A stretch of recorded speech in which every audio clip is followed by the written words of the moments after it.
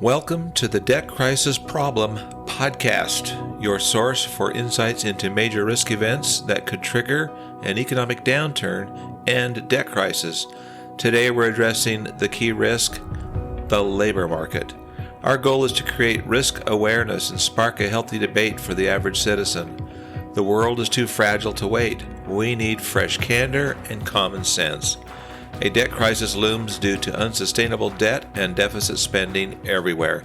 It's time to wake up and speak up. Let's get started. How much pressure is there in the labor market?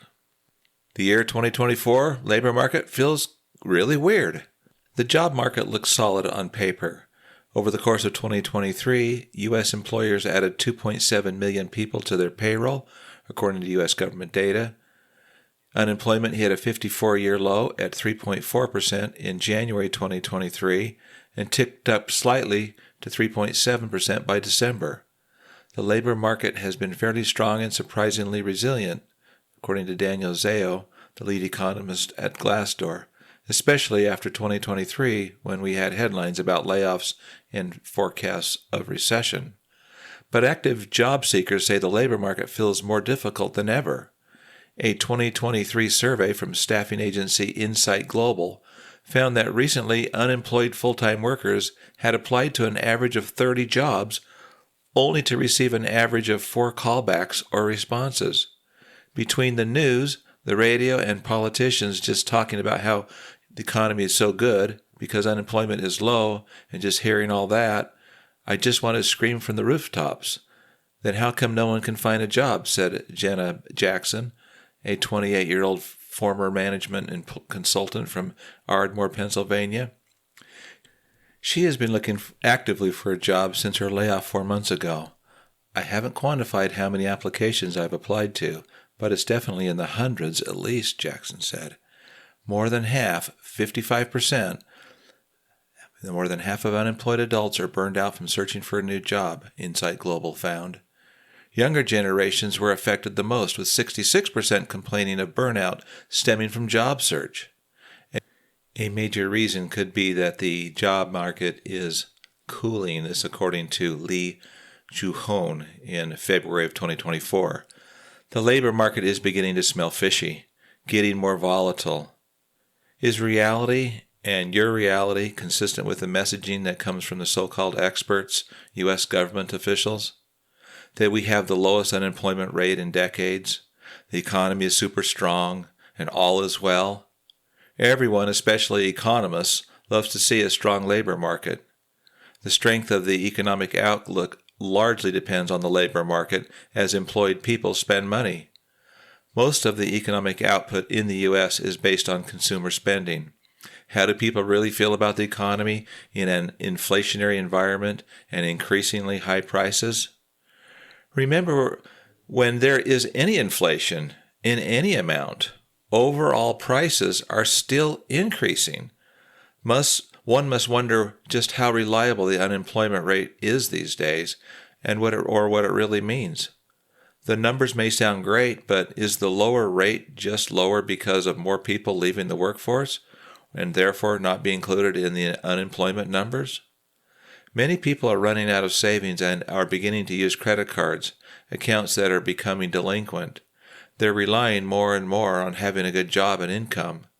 Getting behind the labor market numbers, just how strong is the labor market really?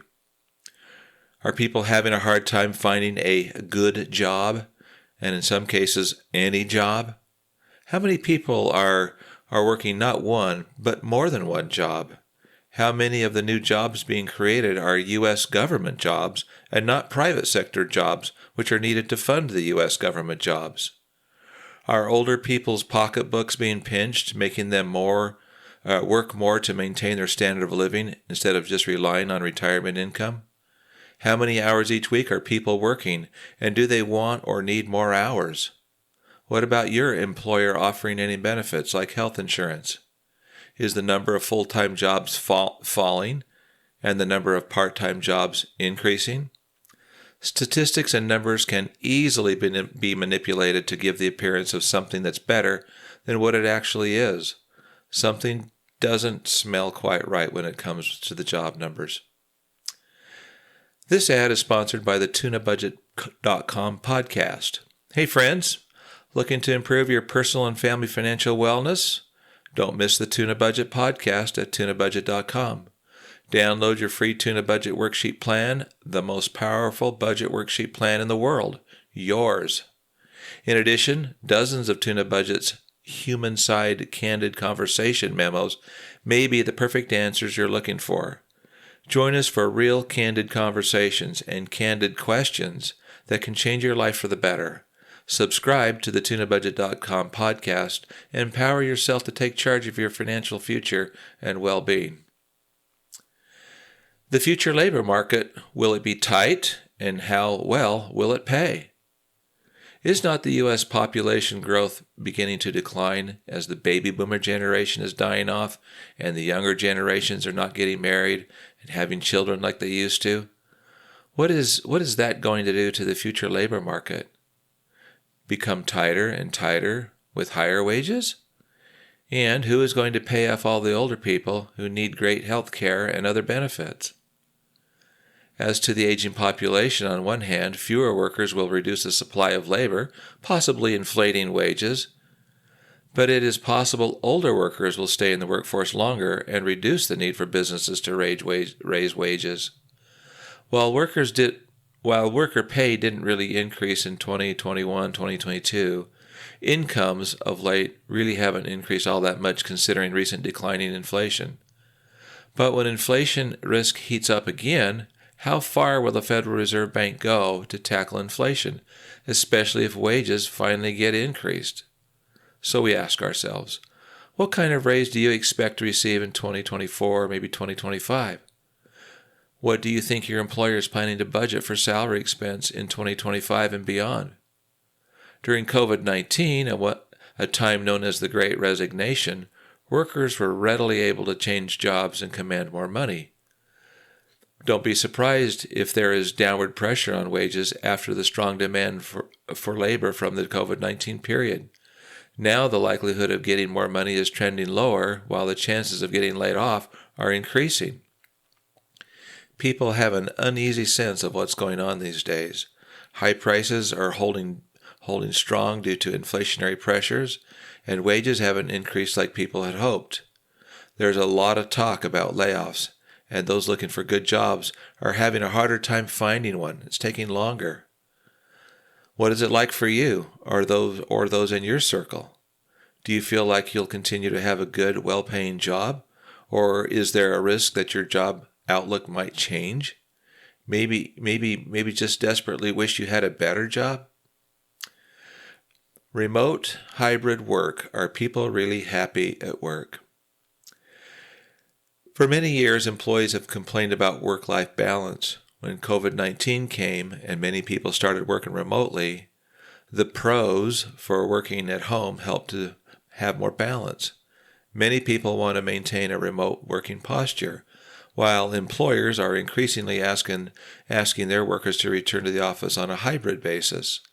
There are many good reasons for this, including knowledge sharing, collaboration, mentoring other employees, and so on.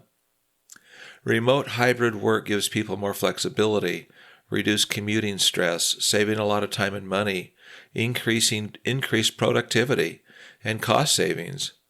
Others find remote work too socially isolating, the lack of communication between colleagues for solving difficulties or maintaining team cohesion, blurred boundaries between work and their professional lives. Relying on technologies and adequate internet service, difficulty in monitoring employee performance and accountability, increased cybersecurity risks, and career advancement. Are you happy at work? In conclusion, so what? When? How does all this affect you? Uncertainty, volatility, rising unemployment. At the end of the day, there's more labor market risk than meets the eye. In 2025, pressures will continue to increase on the inflation front, per the 20 risk events in the Debt Crisis podcast, which means interest rates will increase. In a higher interest rate environment, businesses will be forced to reduce their payroll expenses. usually the largest operating budget or operating expense, and lay off personnel. Yet at the same time, there will be fewer and fewer people in the labor market over the years beyond 2025 as the baby boomer generation retires and dies off. Those forces will reconcile like everything else, but such uncertainty breeds volatility.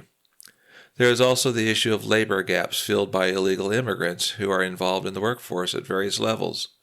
Such will increase the already high level of uncertainty in the labor markets, especially when unemployment increases. Over the near term, unemployment will increase, ever-increasing social benefits will be paid out, and all the deficit spending will be added to the national debt pile. Can you smell a debt crisis yet? Thank you for joining us. Today we explored the labor market, a major risk contributing to the looming debt crisis. We hope to highlight the urgent need for transparency around these risks. We want to hear from you. Submit your own debt crisis memo and share your thoughts at tunabudget.com. If you found today's episode valuable, please subscribe for future podcasts. Your support helps us grow this healthy debate. Until next time, take all necessary precautions. Your financial wellness matters. Thank you.